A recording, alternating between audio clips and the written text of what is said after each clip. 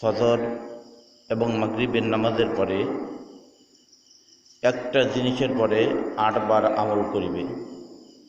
ফজর এবং মাগরিবের নামাজের পরে একটা দোয়ার পরে 8 বার আমল করিবে। ওই দিন অথবা ওই রাত্রে যদি সে ব্যক্তি ইন্তেকাল করে, আল্লাহ রাব্বুল আলামিন বিনা হিসাবে ও ব্যক্তিকে জান্নাতে প্রবেশ করাই দেবেন। দোয়াটি হচ্ছে এই: আল্লাহুম্মা ইন্না নাসআলুকা রিদাকা ওয়াল জান্নাহ। আল্লাহুম্মা ইন্না নাসআলুকা রিদাকা ওয়াল জান্নাহ। যে ব্যক্তি এই দোয়াটা সকাল এবং সন্ধ্যা অর্থাৎ মাগরিবের নামাজ অথবা ফজরের নামাজের পরে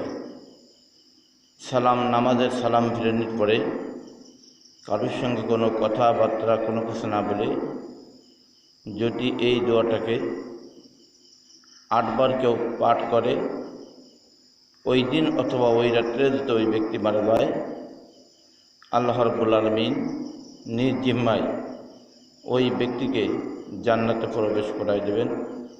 অথবা জান্নাতের 8টি দরজা খোলা থাকবে, তার যেই দরজা দিয়ে ইচ্ছা সে সেই দরজা দিয়ে ভিতরে প্রবেশ করিতে পারিবে। দোয়াগুলো ছোট্ট ছোট্ট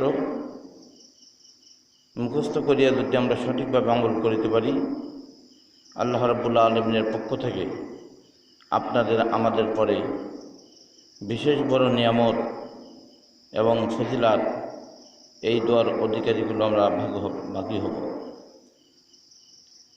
দ্বিতীয় নম্বর হচ্ছে, আমরা দুনিয়ার বুকে জীবিত থাকা অবস্থার পরে কোনো বালা মুসিবত সমস্যায় যদি আমরা পতিত হই, এই দোয়াটা যদি পাঠ করা হয়, আল্লাহ রাব্বুল আলামিন সমস্ত বালা মুসিবত থেকে আপনাদের আমাদেরকে হেফাজত করে রেখে দেবে। তবে মুশরিকি আলামত, কাফেরি আলামত আমাদের ভিতর থেকে দূরীভূত করতে হবে। আমরা মুসলমানরা অনেকেই মুশরিকদের মতন আমরা পুজো করে থাকি।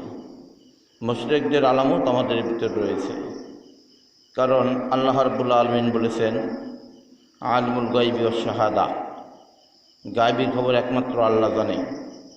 ও দুনিয়ার শয়তান মানুষ, তোমরা যারা গায়বী খবর বলো আর যারা এই গায়বী খবরের পরে ঈমান আনে, এদের নামাজ কালাম, রোজা, হজ, যাকাত, কোরআন তেলাওয়াত, দোয়া দরুদ কোনো কিছুই আল্লাহর দরবারে কবুল হয় না।